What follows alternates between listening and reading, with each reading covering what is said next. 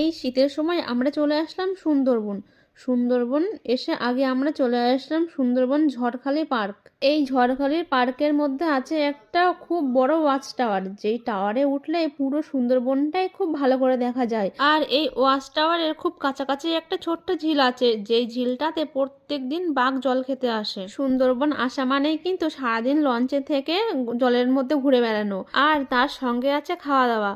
কতবার যে চা দেবে, কতবার যে কফি দেবে তার ঠিক নেই। তারপরে আছে স্ন্যাক্স, আছে পকোড়া আছে, আর দুপুরে খাওয়ার সময় যে কত রকমের মেনু আছে তার ঠিক নেই। দুপুরে খাওয়ার সময় খাবারের মেনু যেন ফুরাই না, এত রকমের খাবার থাকে। মানে এক কথায় সুন্দরবন মানে খাওয়া আর ঘুরে বেড়ানো, ব্যাস আর কিচ্ছু না। আর এই যে এই নদীর পাড় দিয়ে যাবে, যদি ভাগ্যে থাকে তাহলে বাঘ ভাল্লুক মানে এই বনে আর কি যা আছে তাই দেখতে পারো, আর যদি না থাকে তাহলে আর দেখা হলো না। কিন্তু আমরা সারাক্ষণ ঘোরার পর